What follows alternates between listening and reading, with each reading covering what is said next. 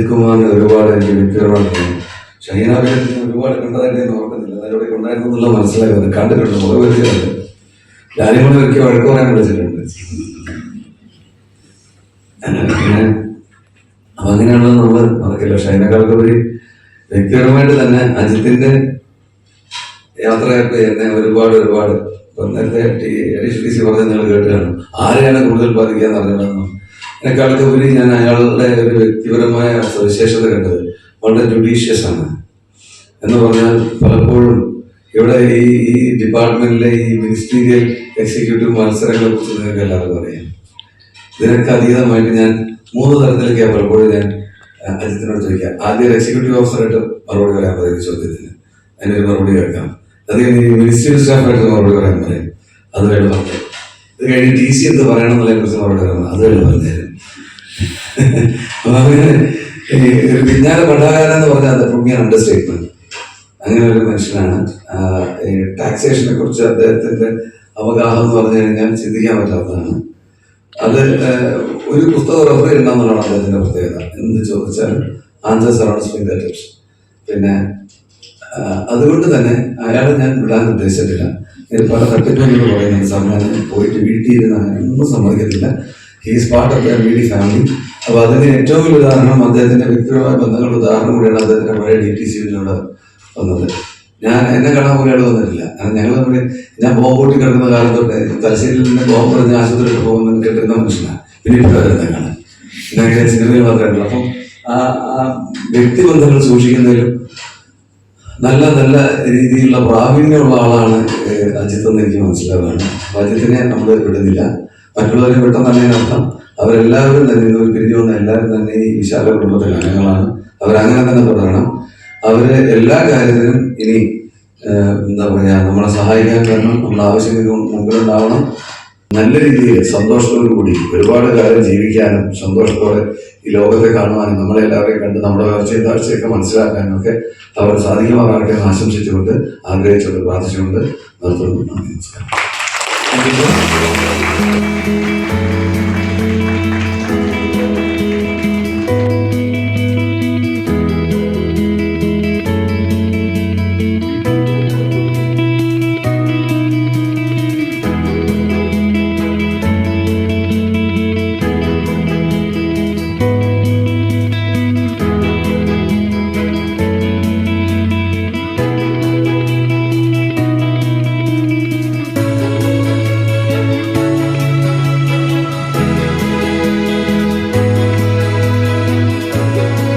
എന്ന് പറയുന്ന ഒരു വ്യക്തിത്വത്തെ കുറിച്ച് തന്നെയാണ് ആദ്യം പറയാനുള്ളത്. നമ്മൾ കഴിഞ്ഞ ദിവസം ഞാൻ ചെറിയൊരു അവിടെ ഒരു മീറ്റിംഗ് കൂടിയപ്പോഴും പറഞ്ഞു, ജനാധിപത്യത്തിൻ്റെ 4 തൂണുകൾ എന്ന് പറയുന്നത് പോലെ MVDയുടെ ഒരു തൂണ് തന്നെയാണ്. ഞാനിവിടെ വന്ന് DTCയുടെ ചാർജ് DTC ആയിരുന്നു, സൗത്ത് സോൺ DTC ആയിരുന്നു. അതോടൊപ്പം തന്നെ സീനിയർ DTCയുടെ ചാർജ്, എൻഫോഴ്സ്മെൻറ്റ് JTC, അതുപോലെ സെക്രട്ടറി STA, ഇങ്ങനെ 3 ചാർജ് കൂടി വഹിക്കുകയാണ്. TC ഓഫീസിൻ്റെ ഒരു കാര്യത്തിനെ പറ്റിയും എനിക്ക് വലിയ ധാരണയില്ലാതെയാണ് ഇവിടെ TC ഓഫീസിലോട്ട് ഞാൻ ഒന്ന് ജോയിൻ ചെയ്യുന്നത്. ഉപദേശിച്ചു തരാൻ വേറെ ആരും തന്നെ ഇല്ലാതാണ്, എല്ലാവരും റിട്ടയർ ചെയ്തു. പിന്നെ അജിത്ത് ആയിരുന്നു ഏക ആളുകൾ. എന്ത് കാര്യത്തിനും നമ്മൾ ഗൂഗിൾ നോക്കുന്നതിനേക്കാളും വേഗത്തിൽ അജിത്തിനോട് ചോദിച്ചാൽ കാര്യങ്ങൾ കിട്ടും. എന്ത് തന്നെ ആയിക്കോട്ടെ, ഞാൻ പറയുകയാണെങ്കിൽ സൂര്യനെതിരെയുള്ള എന്ത് കാര്യത്തിനെ കുറിച്ച് ചോദിച്ചാൽ, മോട്ടോർ വാഹന വകുപ്പിന്റെ എല്ലാ കാര്യങ്ങളെ കുറിച്ച് ചോദിച്ചാൽ അദ്ദേഹത്തിന് അറിയാം. ബഡ്ജറ്റ് വരുമ്പോൾ അതിനും അജിത്ത് തന്നെയാണ്, അതിനുള്ള പ്രപ്പോസൽ തയ്യാറാക്കുന്ന അജിത്താണ്. ഞാൻ ഈ അത്ഭുത മനുഷ്യനെ കണ്ടിട്ട് ഞാനിങ്ങനെ ശരിക്കും ഒരുപാട് ആരാധനയോടെ നോക്കിയിട്ടുണ്ട്. ഇയാളുടെ ഒരു ഏതെങ്കിലും എവിടെയുള്ള ഒരു അല്പമെങ്കിലും എനിക്ക് തന്നിട്ടുണ്ടെങ്കിൽ ഞാൻ ആഗ്രഹിച്ചു പോയിട്ടുണ്ട്. അത്രമാത്രം എഫിഷ്യൻ്റ് ആയിട്ട് കാര്യങ്ങൾ ചെയ്യാൻ പറ്റുന്ന ഒരു വ്യക്തിയാണ് അജിത്ത്. അതുകൊണ്ട് തന്നെ അജിത്തിനെ കുറിച്ചിട്ട് ഒരു പരാമർശം ഇല്ലാതെ ഇവിടെ പോകാൻ പറ്റില്ല. അതുകൊണ്ടാണ് ഞാൻ അത്രയും എടുത്തു പറഞ്ഞത്.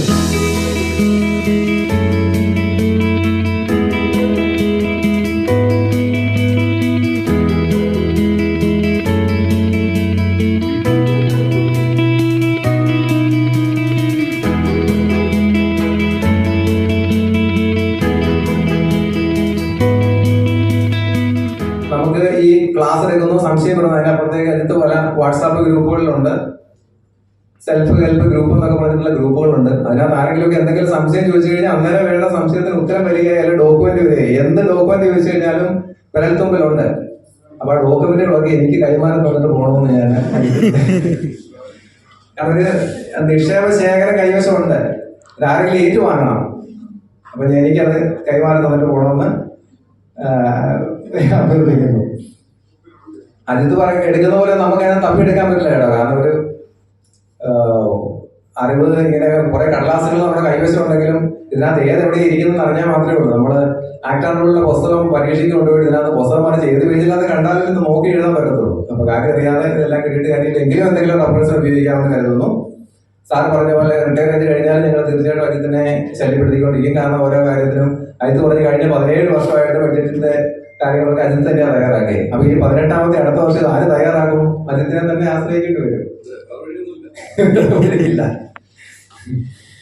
അപ്പം സർവീസിന് വിരമിക്കുന്ന എല്ലാവർക്കും ശിഷ്ടകാലം സമാധാനവും സന്തോഷവും ആരോഗ്യവും ഉണ്ടാകട്ടെ എന്ന് ആശംസിക്കുന്നു.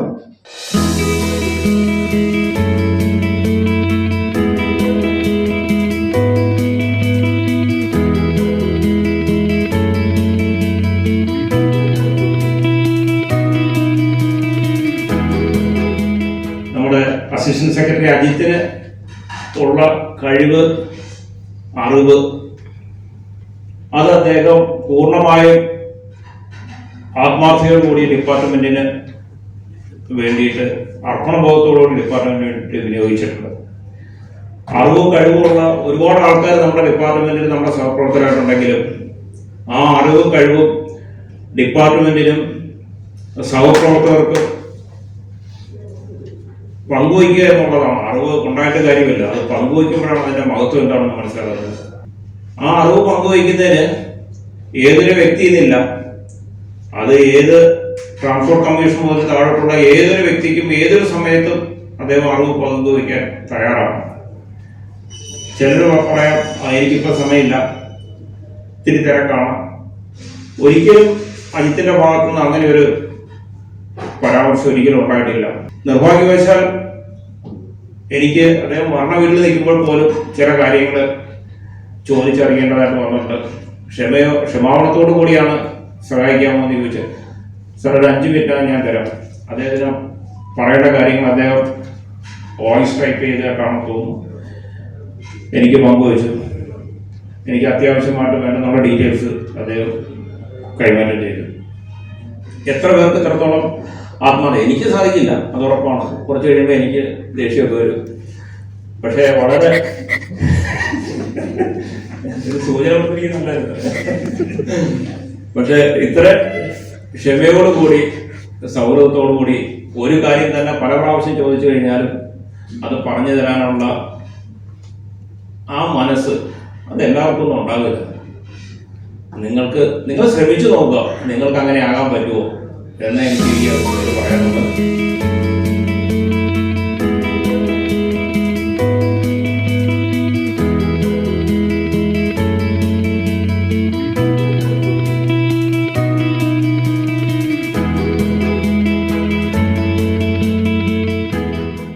ഫസ്റ്റ് പോസ്റ്റിംഗ് ഇവിടെ വരുന്ന സമയത്ത് എൻ്റെ മുന്നിൽ വരുന്ന ലോകേഷ്കുമാരൻ്റെ അടുത്ത് പറഞ്ഞത് അവിടെ അജിത്തുണ്ട്, ഒന്നും പേടിക്കണ്ട, ധൈര്യമായിട്ട് വെക്കാൻ പറഞ്ഞു. അതേപോലെ തന്നെയായിരുന്നു എൻ്റെ ഈ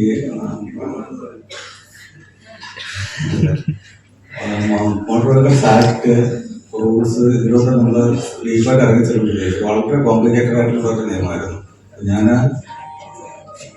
അതെ കേസുകളായാലും അതിൽ ഈ കേന്ദ്ര ഗവൺമെന്റ് മാസത്തിൽ 3-4 GSR വെച്ചാണ് റോൾ അങ്ങനെ ചെയ്തത്. അതുപോലെ തന്നെ സ്റ്റേറ്റിൽ നമ്മൾ ഒരുപാട് SROs ഇറക്കിയിട്ടുണ്ട്. അത് സാറ് 75 ഒരു SRO വരെ സാർ ഓർത്ത് എനിക്ക് പറഞ്ഞു തന്നു. അപ്പം സാർ അപ്ഡേറ്റ് മാത്രമല്ല, അതായത് ആ ക്രോണോളജിക്കലായിട്ടുള്ള ഇവന്റ്സ് എല്ലാം സാർ ഓർത്ത് വരുന്നുണ്ട്. പിന്നെ രണ്ടാമത്തെ ഒരു കാര്യം, ആക്ടിന്റെ അല്ലെങ്കിൽ റൂളിന്റെ ഏതെങ്കിലും ഒരു ഡൗട്ട് ചോദിക്കുകയാണെങ്കിൽ സാറിന് അത് കറക്റ്റായിട്ട് പറയുന്നത് സാർ പറയും അത് ഇന്ന പോർഷനിൽ നോക്കിയാൽ മതി, ഇന്ന ചാപ്റ്ററിൽ നോക്കിയാൽ മതി, ഇത് കിട്ടുമെന്ന് പറയും. കൂടുതലായിട്ട് ആവശ്യം വരില്ല, കറക്റ്റ് സെക്ഷൻ തന്നെ പറഞ്ഞു തരും ഏതാണ്. പിന്നെ നമ്മുടെ 2-3 കേസുകൾ ഹൈക്കോടതി കേസുകളിൽ എല്ലാത്തിലും സാർ ഭയങ്കര ഒരു ധൈര്യമായിരുന്നു. സാറിൻ്റെ റിട്ടയർമെന്റ് ജീവിതം എന്താ പറയുക, നമ്മൾ സർവീസ് ചെയ്ത പെൻഷൻ വാങ്ങിച്ചതിനേക്കാളും കൂടുതൽ ഇവരെല്ലാവരും സാറ് വാങ്ങിച്ചതിനേക്കാളും കൂടുതൽ ഇവരെല്ലാം പെൻഷൻ വാങ്ങിക്കട്ടെ എന്ന് ആശംസിക്കുന്നു. എല്ലാവരും കൂടെ പിന്നെ എൻ്റെ തൊട്ടടുത്താണ് ഇരിക്കുന്നത്. എന്നെ പേഴ്സണലായിട്ട് അറിയാം, സുരേഷ് സാറിനെ അറിയാം, പിന്നെ ഷഫീന മേഡത്തിനെ എനിക്ക് അത്ര വ്യക്തിപരമായിട്ട് അറിയില്ല. എല്ലാവർക്കും ആഹ്ലാദകരമായ ഒരു റിട്ടയർമെന്റ് ജീവിതം ആശംസിക്കുന്നു. ഇപ്പോൾ നമ്മൾ കുറച്ചു നേരം മുമ്പ് ബഹുമാനപ്പെട്ട ടി സിയെ കാണുന്നതിന് പഴയ ഒരു സീനിയർ DTC ഇവിടെ വന്നു. അപ്പോൾ അത് 10 വർഷം മുമ്പ് റിട്ടയർ ആയ ആളാണ്. അപ്പോൾ അദ്ദേഹം പറഞ്ഞത് അവരുടെ എല്ലാം ഒരു വികാരം, ആ ഒരു സ്നേഹം അവർ ഈ ഒരു ഇതിൽ അസിസ്റ്റന്റ് സെക്രട്ടറിക്ക് എക്സ്പ്രസ് ചെയ്യുന്നു എന്നുള്ളതാണ്. എല്ലാവരും എന്തുമാത്രം കരുതലോട് കൂടിയാണ്, എന്തുമാത്രം സ്നേഹത്തോടു കൂടിയാണ് ഓരോരോ കാര്യങ്ങളും ഒഫീഷ്യലായിട്ടുള്ളതായാലും അല്ലാതായാലും അദ്ദേഹത്തിൽ നിന്ന് ഉപദേശം സ്വീകരിക്കുന്നത് എന്നുള്ളത് ഞാൻ വ്യക്തിപരമായിട്ട് അനുഭവിച്ചിട്ടുള്ളതാണ്. നമ്മൾ ടാക്സേഷനെ സംബന്ധിച്ച് തന്നെ എന്ത് ഡൗട്ട് ഉണ്ടെങ്കിലും ഡിപ്പാർട്ട്മെന്റിന്റെ ട്രാൻസ്പോർട്ട് ഡിപ്പാർട്ട്മെന്റിലെ തന്നെ എല്ലാവരും ഏറ്റവും ഹയറാർക്കിയിൽ ഏറ്റവും മുകളിൽ നിൽക്കുന്നവർ മുതൽ താഴോട്ട് വരെയുള്ള എല്ലാവരും യുനാനിമസ് ആയിട്ട് ഡിപ്പെൻഡ് ചെയ്യുന്ന വ്യക്തിത്വമാണ് ശ്രീ BK അജിത് കുമാർ.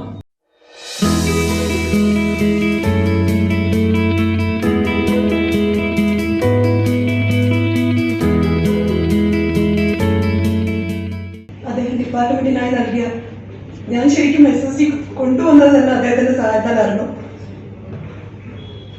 ഒരാൾക്ക് നൽകാവുന്ന ഏറ്റവും വലിയ സമ്മാനം തങ്ങളുടെ സമയമാണെന്നാണ് എൻ്റെ വിശ്വാസം. അത് വേണ്ടുവോളം ഞങ്ങൾക്ക് നൽകിയ അജിത് സാറിനും മറ്റുള്ളവർക്കും ഞങ്ങളുടെ പ്രാർത്ഥനകളും അഭിനന്ദനങ്ങളും ആശംസകളും തിരിച്ച് സമ്മാനമായി സ്വീകരിക്കുക. എല്ലാവർക്കും നന്ദി, നമസ്കാരം. മോട്ടോർ വാഹന വകുപ്പിൽ 28 വർഷത്തെ സേവനത്തിന് ശേഷമാണ് ഞാൻ സർവീസിൽ നിന്ന് ലഭിക്കുന്നത്. 19/7/1996 തിരുവനന്തപുരം RT ഓഫീസിൽ ഈ ബിൽഡിംഗ് നിന്ന സ്ഥലത്ത് LD ക്ലാർക്കായിട്ടാണ് ഞാൻ എൻ്റെ സർവീസ് ജീവിതം ആരംഭിച്ചത്. 2 വർഷം കഴിഞ്ഞതിന് ശേഷം ഞാൻ DTC ഓഫീസിലേക്ക് പോയി. അവിടെ നിന്ന് തിരിച്ച് മോട്ടോർ വാഹന വകുപ്പിൽ സ്മാർട്ട് മൂവർ എന്ന സോഫ്റ്റ്വെയർ ആദ്യമായി ഒരു പൈലറ്റ് പ്രോജക്റ്റായി ട്രിവാൻഡ്രം RT ഓഫീസിൽ ഇംപ്ലിമെൻ്റ് ചെയ്തത് എന്നെയാണ് അതിൻ്റെ ട്രയൽ മെത്തേഡ് കണ്ടുപിടിക്കാൻ വേണ്ടി കുറച്ച് പേരോടൊപ്പം നിയമിച്ചത്. മാത്രമല്ല, മോട്ടോർ വാഹന വകുപ്പിൻ്റെ അന്ന് ഉപയോഗിച്ചത് സ്മാർട്ട് മൂവർ സോഫ്റ്റ്വെയർ, അതിനുശേഷം 2019 വാഹൻ സോഫ്റ്റ്വെയർ, അതിൻ്റെ ടെസ്റ്റിംഗ് എന്നെയാണ് പൈലറ്റ് പ്രോജക്ട് ടെസ്റ്റിംഗിന് ട്രിവാൻഡ്രം നിയമിച്ചത് എന്ന ഭാഗ്യം. സോഫ്റ്റ്വെയർ ടെസ്റ്റിംഗ് ടീമിൽ ഞാൻ ഉണ്ടായിരുന്നു എന്നുള്ള കാര്യം ഞാൻ അറിയിക്കുകയാണ്. പക്ഷേ 2006 മുതൽ 2024 വരെയുള്ള കാലഘട്ടത്തിൽ ഏകദേശം 2.5 വർഷം ഒഴികെ പൂർണ്ണമായി ഞാൻ TC ഓഫീസ് തന്നെ ഉണ്ടായിരുന്നു. അതുകൊണ്ടാണ് മോട്ടോർ വാഹന നിയമത്തിലും ചട്ടത്തിലുമൊക്കെ ഒരുവിധം ഭംഗിയായി എന്നിൽ നിശ്ചിതമായതും എന്നിൽ ഏൽപ്പിച്ചതുമായ കർത്തവ്യങ്ങൾ സംതൃപ്തിയോടെ പൂർത്തീകരിക്കാൻ സാധിച്ചത് എന്നാണ് എൻ്റെ വിശ്വാസം. കാരണം ഞാൻ ഈ ഓഫീസിൽ തന്നെ ഉണ്ടായിരുന്നതുകൊണ്ടാണ്. അന്ന് എന്നെ ഈ ഓഫീസിലേക്ക് 2006 TC ഓഫീസിലേക്ക് കൊണ്ടുവന്നത് നമ്മുടെ ഇന്ന് കാണാൻ വന്ന senior deputy transport commissioner Shri Ravindranath സാറാണ്. സാർ എന്നെ വന്നിട്ട് പറഞ്ഞു, അടുത്ത് ഇങ്ങനെ ഒരു വിഷയമുണ്ട്, സർക്കാരിന് സാമ്പത്തികം വളരെ ബുദ്ധിമുട്ടാണ്, അതുകൊണ്ട് വരുമാനം കൂട്ടുന്ന എന്തെങ്കിലും പദ്ധതികൾ, എന്തെങ്കിലും പ്രോജക്റ്റുകൾ എടുക്കണം. അപ്പം ഞാൻ TC ഓഫീസിൽ വന്നേ ഉള്ളൂ. ശരി സാറെന്ന് പറഞ്ഞു. അന്നാണ് 2007 ബഡ്ജറ്റ് സ്പീച്ച് തൊട്ട് 2024 ബഡ്ജറ്റ് സ്പീച്ച് വരെയുള്ള ബഡ്ജറ്റ് സ്പീച്ചും ഫിനാൻസ് ബില്ലും ഉൾപ്പെടെ എല്ലാ കാര്യങ്ങളും ഞാൻ ചെയ്യേണ്ടി വന്നു. അന്ന് മോട്ടോർ വാഹന വകുപ്പിന്റെ വരുമാനം എന്ന് പറയുന്നത് 480 കോടി രൂപയാണ്. മോട്ടോർ വാഹന ടാക്സേഷൻ നിയമത്തിലെ പല ഭാഗത്തുള്ള പൂരാക്കളുടെ മാറ്റി ഇന്ന് മോട്ടോർ വാഹന വകുപ്പിന്റെ വരുമാനം 6000 കോടിക്ക് മുകളിലാക്കാൻ സാധിച്ചതിൽ ഒരു പങ്ക് എനിക്കുമുണ്ട് എന്നാണ് ഞാൻ വിശ്വസിക്കുന്നത്. അതുപോലെ തന്നെ വാഹനമില്ലാത്ത വ്യക്തികൾക്ക് ആർക്ക് വേണമെങ്കിലും നമ്പർ റിസർവ് ചെയ്യാം, വെറും 2000 രൂപ അടച്ചാൽ മതി എന്ന് പറഞ്ഞ നമ്പർ റിസർവ് ചെയ്യാം എന്ന് പറഞ്ഞ ഒരു ചട്ടമാണ് നമുക്കുണ്ടായിരുന്നത്. അന്ന് രാഷ്ട്രീയ അതിപ്രസരത്തിൻ്റെയും മറ്റുള്ള കാര്യത്തിൽ വിഷയം കൂടെ ഫലമായി 2000 രൂപ അടച്ച് വാഹനങ്ങളുടെ നമ്പർ ബുക്ക് ചെയ്യുക, എന്നിട്ട് ഏജന്റുമാരും ഡീലർമാരും മറ്റും ചേർന്നിട്ട് എന്ത് ചെയ്യണം, ഇത് ലേലം വിളിക്കാതെ തന്നെ കാശുകൾ ഒപ്പിച്ചു പോകുന്ന ഒരു പ്രവണത ഉണ്ടായിരുന്നു. അപ്പോഴും ഡീലർ സാർ ഇതിനൊരു പരിഹാരം വേണം. അന്ന് നമ്പറിന്റെ പ്രാധാന്യത്തിനനുസരിച്ച് ഒന്നിന് 1 ലക്ഷം രൂപ മുതൽ 3000 രൂപ വരെ അന്ന് ചട്ടം KVR 95 ചട്ടം ഭേദഗതി ചെയ്ത് ഒരു ഭേദഗതി കൊണ്ടുവന്നു. അതുകൊണ്ടാണ് ഇപ്പോൾ ഒന്നിനെല്ലാം 1 ലക്ഷം രൂപ കിട്ടുന്നത്. അന്ന് ഒന്നാം നമ്പറിനേക്കാൾ 2000 രൂപ ഉള്ളൂ.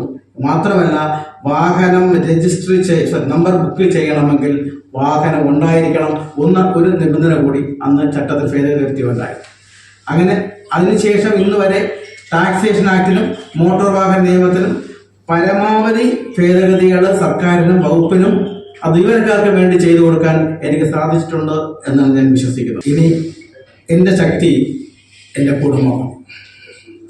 കാരണം ഞാൻ എൻ്റെ ഓഫീസിൽ എത്ര സമയമാണോ വർക്ക് ചെയ്യുന്നത് അതേ സമയമോ അല്ലെങ്കിൽ അതിനേക്കാൾ കൂടുതൽ സമയമോ എൻ്റെ വീട്ടിൽ ഈ സിസ്റ്റം എടുത്തു വെച്ചും അല്ലാതെ ആൾക്കാരുടെ സംശയങ്ങളും നമ്മുടെ സ്റ്റാഫിൻ്റെ സംശയങ്ങളും പരിശോധിക്കാൻ വേണ്ടിയും പ്രോജക്റ്റുകളുടെ റിപ്പോർട്ടുകൾ തയ്യാറാക്കാൻ വേണ്ടി ഞാൻ ചെലവഴിച്ചിരുന്നു.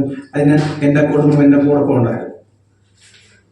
മാത്രമല്ല ഒരു ഞായറാഴ്ചയാണ് നമുക്ക് പുറത്തു പോകാൻ കിട്ടുന്നത്. പക്ഷെ അന്ന് സാധാരണ മിക്കവാറും ഞായറാഴ്ചകളിൽ 8 മണി തൊട്ട് 9-9:30 വരെ ഓൺലൈൻ ഡിബേറ്റ് ഉള്ളതിന് വേണ്ടി ഞാൻ എൻ്റെ വീട്ടിൽ തിരിച്ചെത്തേണ്ടി വന്ന സാഹചര്യത്തിൽ പല പ്രോഗ്രാം കട്ട് ചെയ്ത് ഞങ്ങൾ കുടുംബത്തോട് തിരിച്ച് വീട്ടിൽ എത്തുകയും ഞാൻ ഈ ഓൺലൈൻ ക്ലാസ്സുകളും ഡിബേറ്റുകളും കൈകാര്യം ചെയ്യുമ്പോൾ അവരും കൂടെ അതിനുള്ള എല്ലാ സെറ്റപ്പ് ഒരുക്കി എൻ്റെ ഭാര്യയും മക്കളും എൻ്റെ കൂടെ ഉണ്ടായിരുന്നു.